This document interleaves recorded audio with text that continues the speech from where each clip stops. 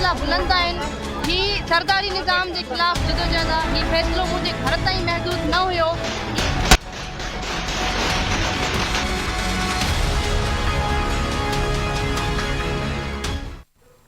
एक बार फिर अपने प्रोग्राम में खुशामदीद कहता हूँ। ब्रेक से पहले जैसे मैंने कहा, आपने जो इस वक्त मनाज़र देखे उससे समझ गए होंगे कि कहीं ना कहीं इस वक्त जो कई बरस लग गए अदालत को फ़ैसले देने में, और ये वो फ़ैसला है जिस फ़ैसले पे यकीनी तौर पर आज सिंध समेत पूरे पाकिस्तान के लोग यही सोचने पे मजबूर हैं कि आखिर कातिल थे तो थे कौन। अगर बात की जाए उम्मे रुबाब चांडियो के वालिद, दादा और चाचा के कत्ल के बाद पैदा होने वाली सूरत हाल, और एक निहती लड़की ने उन सरदारी निज़ाम के ख़िलाफ़ आवाज़ उठाई, और कहा जाए कि उस ताकतवर सरदारों के ख़िलाफ़ आवाज़ उठाई कि जिसके लिए सिंध के समेत पाकिस्तान में सोचा भी नहीं जा सकता। और कहा जाए कहीं ना कहीं उस आवाज़ को पाकिस्तान के लोगों ने और बिलखुसूस जो है सिंध के लोगों ने उसका साथ दिया, और उसका साथ देने के बाद कहीं ना कहीं अदालत में पहली दफ़ा कटहरे में जो है सरदारी निज़ाम और सरदार जो है आ खड़े हुए, मगर फ़ैसला वही हुआ जो इसकी तवक्को की जा रही थी, यानी कि ताकतवर यहाँ इस मुल्क में वो असर रखता है, उसके लिए कोई भी सज़ा और जज़ा का तयन नहीं होता। अगर बात की जाए तो इतने बरस के बाद ये फ़ैसला आया कि तमाम के तमाम मुल्ज़िम जो है उनको बरी कर दिया गया, और उस बरी होने के बाद भी अगर मनाज़र देखे जाएँ कि जिस तरह से 144 होने के बावजूद भी जो जिस तरह से खुलेआम फायरिंग की गई और असलह की ताकत पे ताकत दिखाई गई सिंध के अंदर, कि अब ये फ़ैसला सुना दिया अदालत ने, मगर 62 जो रुकन सूबा असम्बली है पाकिस्तान पीपल्स पार्टी से ताल्लुक़ रखते हैं, उनकी तरफ मैली आंख कोई भी उठाकर देखेगा तो नतीजे तो ये निकलेंगे। उसके बाद जिस तरह से खुलेआम असलहों की नुमाइश और फायरिंग की गई, उससे भी ये मैसेज गया कि इस खित्ते में और ख़ास तौर पर इस सूबे में अब ताकतवर जो हुक्मरान हैं और ताकतवर हैं, जो वडेरे हैं, जो सरदार हैं, उनकी हुक्मरानी चलेगी। इस पर बात करेंगे। अगर बात करें तो हमारे साथ मौजूद है उम्मे रुबाब चांडियो साहिबा। बहुत शुक्रिया आपका वक्त देने का।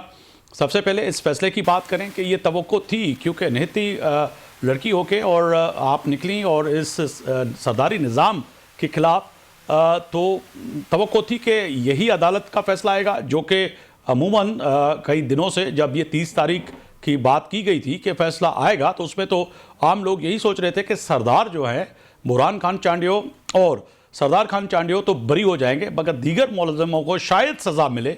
मगर यहाँ पे तो बिल्कुल उल्टा आया कि तमाम के तमाम मुलज़िम बरी हो गए। आखिर कातिल कौन थे? ये गोलियां आसमान से गिरी थी।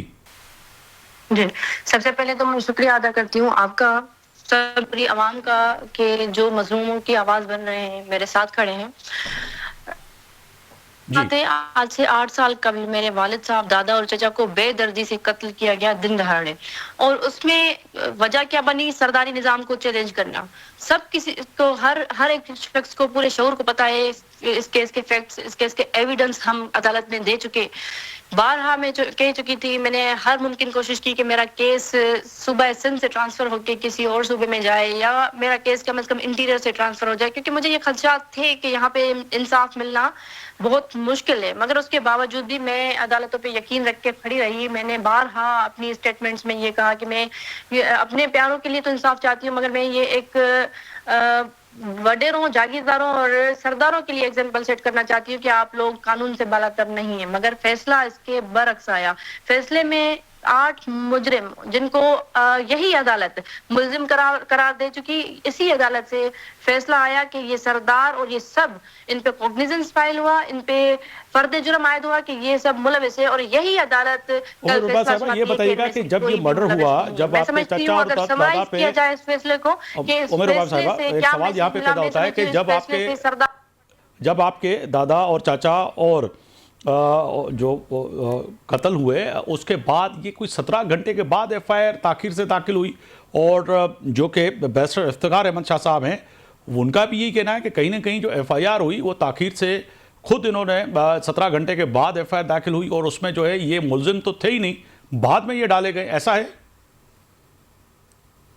ये बिल्कुल गलत बात है। इस केस में हम हर जगह पे हर किस्म की असिस्टमेंट दे चुके और को असिस्ट कर चुके।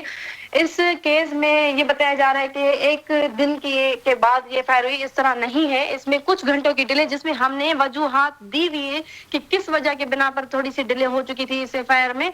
मगर ये बात है कि इस केस में, किसी भी केस में, मैं खुद कानून जानती हूँ, मैं खुद वकील हूँ, कि किसी भी केस में ये बहुत इंपॉर्टेंट होता है कि आई विटनेसेस मौजूद हो। मेरे केस में 3 आई विटनेसेस मौजूद थे जिन्होंने गवाहियां दी है कि फला फला फला फला मुजरिम है। उसके बावजूद भी केस को इस तरह से लेके चलना, इस तरह से फैसला आना, मैं समझती हूँ कि ये एक बायस फैसला। मैं इस फैसले को कतई नहीं मानती। मैं थोड़ा समझाइएगा, जो देखने वाले हैं, पूरे पाकिस्तान के लोग जो देख रहे हैं। उमर रुबाब साहिबा, आपने कहा आई विटनेस थे, गवाह थे, मौजूद थे, क्या उन्होंने उन मुलजमों की, सरदार खान चांडियों की, बुरहान खान चांडियों की और दीगर मुलजम जो थे, तो उनकी निशानगी की, शनाख्त की कि यही थे? यकीनन बुरहान चांडियो ऑन स्पॉट रहा, सरदार चांडियो की अबेटमेंट पे, बुरहान चांडियो की इंस्टिगेशन पे, और जो किराए के कातिल जिन्होंने फायरिंग की, हर एक बंदे की निशानदेही हुई। इस कत्ल केस में कतई ये नहीं था कि कोई भी नामालूम अफराद हो, कोई भी नामालूम शख्स हो जो कातिल हो। इसमें पहले दिन से, जो पहले दिन पे एफआईआर हुई है 17 जनवरी पे, तो उसमें इसी तरह से हमने सारे नाम मेंशन किए थे, उनके रोल, सब चीजें वाज़ेह है। आप देखेंगे एफआईआर, ये जिस तरह की प्रोपेगेंडा की जा रही है या जिस तरह का फैसला दिया गया है, मैं इसको काबिल कबूल नहीं समझती। मैं समझती हूँ कि इंशाल्लाह हमारी अपेक्स कोर्ट्स जो है इस पे नोटिस लेंगी, मेरे सर पे हाथ रखा जाएगा। 5 उंगलियां बराबर नहीं है। अगर आज जज साहब ने नाइंसाफी की है तो मैं ये भी उम्मीद रखती हूँ कि अपेक्स कोर्ट मेरे साथ इंसाफ करे। बिल्कुल, आपने वजह फरमाया। उमर रुबाब साहब, बहुत शुक्रिया वक्त देने का। आपने कहा कि अगर इस कोर्ट ने फैसला दिया है, मगर अब हाई कोर्ट भी मौजूद है, सुप्रीम कोर्ट का भी फोरम मौजूद है, उस तरफ जाएंगे आप। बड़ी आपने अहम बात की है। और ब्रेक पे जा रहे हैं, ब्रेक से वापस आएंगे तो कोशिश करेंगे कि सरदार खान चांडियो और बैरिस्टर इफ्तिखार अहमद शाह जो वकील हैं सरदार खान चांडियो और बुरहान खान चांडियो की जो केस लड़ रहे थे, उनसे बात करेंगे।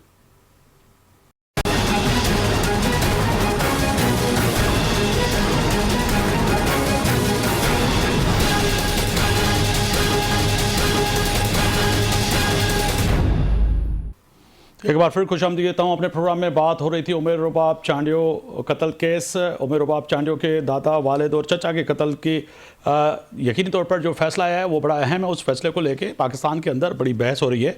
क्या तय है कि इस फैसले को, जैसे कि थोड़ी देर पहले उमर रुबाब चांडियो साहब हमारे साथ मौजूद थी, वो कह रही थी कि अभी हाई कोर्ट भी जाएंगे और सुप्रीम कोर्ट का भी फोरम मौजूद है और सरदारी निज़ाम को वो तस्लीम नहीं करती, उनको नहीं छोड़ेंगे और उनको कैफे किरदार तक पहुँचाएंगे। कातिल यकीनी तौर पर उनका तयन होना चाहिए, आखिर कातिल थे तो थे कौन, इस पर यकीनी तौर पर आज बात करेंगे। बैरिस्टर इफ्तिखार शाह साहब हैं, वकील हैं सरदार खान चांडियो साहब के, और सरदार खान चांडियो साहब जो हैं हमारे साथ मौजूद हैं। बहुत शुक्रिया सरदार खान चांडियो साहब आपका, बैरिस्टर साहब आपका भी बहुत शुक्रिया।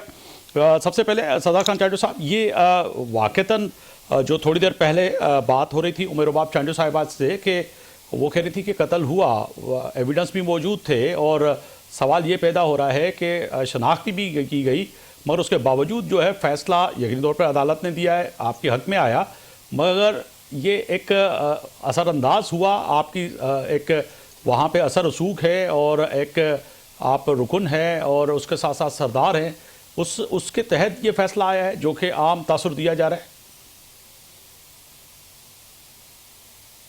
जी सरदार खान चांडियो साहब। भाई आपका आवाज बिल्कुल मुझे ना समझ में आई है, ना आपका क्वेश्चन समझ में आया। मैं दोबारा रिपीट करता हूं, सरदार खान चांडियो साहब, जो फैसला आया है उस पर असरअंदाज आपकी सियासत हुई, आपकी सरदारी निज़ाम हुआ, या कुछ और था जो ये फैसला आया? क्योंकि उमर रुबाब साहिबा यही कह रही हैं कि शनाख्त भी हुई, एविडेंस सब चीज़ मौजूद थे, मगर फैसला हमारे खिलाफ आया। सॉरी, मेरे आवाज, हेलो, आवाज बिल्कुल आपका, मुझे कोई लफ्ज आपका समझ में भी नहीं आ रहा। मैं कोशिश कर रहा हूं कि आप तक मेरी आवाज़ पहुंचे। सर, इस फैसले के हिसाब से क्या कहना चाहेंगे? चले ये कह दें, मेरी अब आवाज़ आ रही है आप तक? हेलो जी जी सरदार साहब, मेरी अब आवाज़ आ रही है? प्रोड्यूसर साहब कोशिश करें कि मेरी आवाज़ जाए, क्योंकि सर मेरी अब आवाज़ आ रही है सरदार खान चांडियो साहब? जी सरदार खान चांडियो साहब, मेरी आवाज़ आ रही है अब?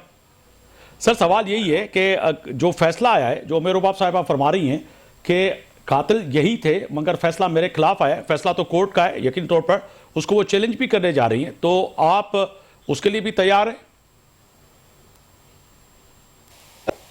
भाई पहली बात तो बहुत शुक्रिया आपका, आपने मुझे इस लाइन पे लिया है।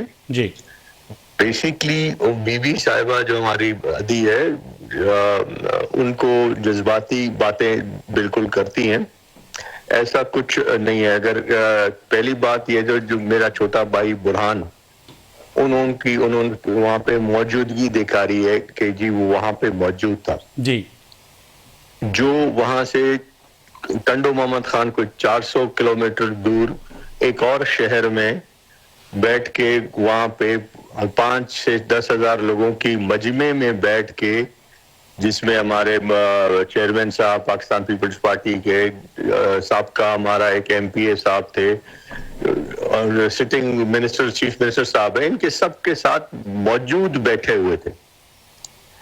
उनको वो कैसे एक इसी 9 बजे यहाँ इंसिडेंट करके और 1 घंटे में जो है ना हैदराबाद पहुंच के वहां पे उस मजमे में बैठ सकते हैं?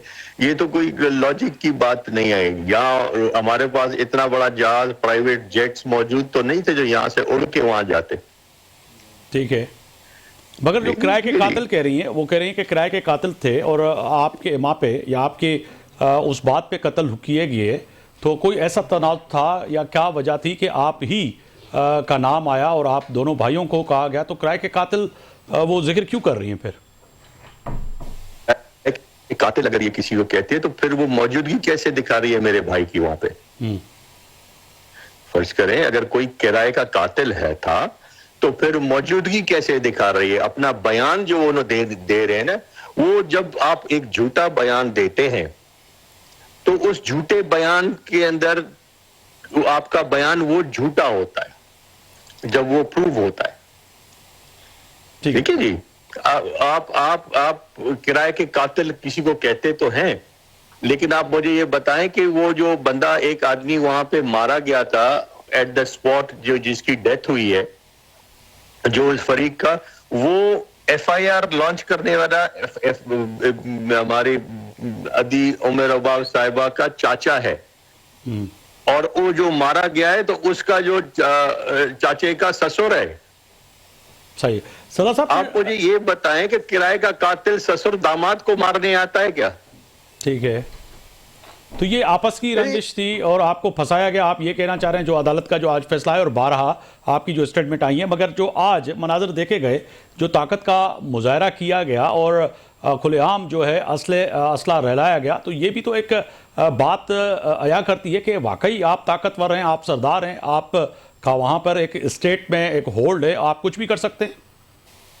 आपको शायद मैं खुद उतर के लोगों को डांटा है, उनको चीना है कि हरकत मत करे जी, और उसकी मेरे ख्याल में जो समझ मुझे ये कि कुछ लोग गिरफ्तार भी हुए वो करने की वजह से।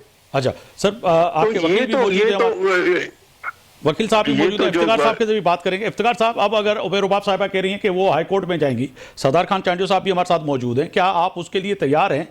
जो यहाँ पर जो जजमेंट आई है उसको लेकर अगर वो अदालत में जाती हैं तो क्या होगा सर हाई कोर्ट पे? देखिए, हाई कोर्ट में उनका हक है, बेशक जाए, और इंशाल्लाह इसको डिफेंड किया जाएगा। और आपने पहले एक सवाल किया था कि अगर ये नहीं है तो कौन? मैं उस पर जरा, अगर आप इजाजत दें, मैं एक गुफ्ता जरूर आपको कहना चाहूंगा। देखिए, ये सवाल जो होता है ना कि कौन है, किसने क्राइम किया, ये सवाल होता है इन्वेस्टिगेशन फेज पे। जब ट्रायल में बात आती है ना, तो सिर्फ एक ही सवाल होता है कि क्या इन लोगों ने किया है या नहीं। अदालत का ये बिल्कुल भी डोमेन नहीं है कि वो ये फैसला दे दे कि हाँ इन्होंने नहीं किया पर वो तीसरे बंदे ने किया है, या वो बंदे ABCD ने किया है। अदालत ने सिर्फ ये डिसाइड करना होता है कि जो केस पुलिस बना के आई है फरियादी और उनके गवाहों के हिसाब से, कि क्या इन लोगों ने ये क्राइम किया है या नहीं। ठीक है, उसका सवाल का जवाब कोर्ट देती है। कोर्ट, ठीक है दरअसल साहब, यानी कि आप अगर हाई कोर्ट पे ये केस जाता है तो वहां पे भी इसको लड़ने के लिए तैयार हैं, और उमर रुबाब साहिबा जो कह रही हैं वो पर उम्मीद है कि यहाँ पे इंसाफ नहीं मिला मगर हाई कोर्ट में जरूर मिलेगा उनको। नहीं, इंसाफ तो यहाँ पे भी मिला है। देखिए, ये जो बात करना कि इंसाफ नहीं मिला, ये तो एक ओपिनियन है ना। 123 पेजेस की जजमेंट है, तकरीबन उन्होंने 200 से ज्यादा पैराग्राफ लिखे हैं उस जजमेंट के अंदर, कोई पढ़े। बहुत शुक्रिया बैरिस्टर इफ्तिखार अहमद साहब, वकील सरदार खान चांडियो साहब, और सरदार खान चांडियो जो कि इस केस में आज बरी हुए हैं, कल बरी हुए हैं, मगर इसके साथ साथ और मैं रुबाब चांडियो, जो इस वक्त कह रही थी कि कम से कम यहाँ से अगर इंसाफ नहीं मिला तो हाई कोर्ट में जाएंगे, दरवाज़ा खटखटाएंगे और यकीनन ही फैसला जो भी आएगा, मगर इंसाफ की तवक्को है कि हाई कोर्ट से मिले। और चांडियो साहब का भी यही कहना था कि कम से कम जिन्होंने फायरिंग की उनको रोकने की कोशिश की, मगर कुछ लोग गिरफ्तार भी हैं। यकीनी तौर पर यहाँ पर सिंध के अंदर सरदार जो हैं वो ताकतवर हैं और ख़ास तौर पर सरदार खान चांडियो और उनकी फैमिली के लिए ये आम तासुर दिया जाता है कि शायद वो इतने ताकतवर हैं और माजी में भी ऐसे केसेस होते रहे, मगर उम्र रुबाब चांडियो जो आगे निकल के एक निहती लड़की ने जिस तरह से अपनी जंग लड़ी है वो बड़ी अहम बात। कल तक आफ्ताब वगैरह को इजाज़त दीजिए। अल्लाह हाफ़िज़।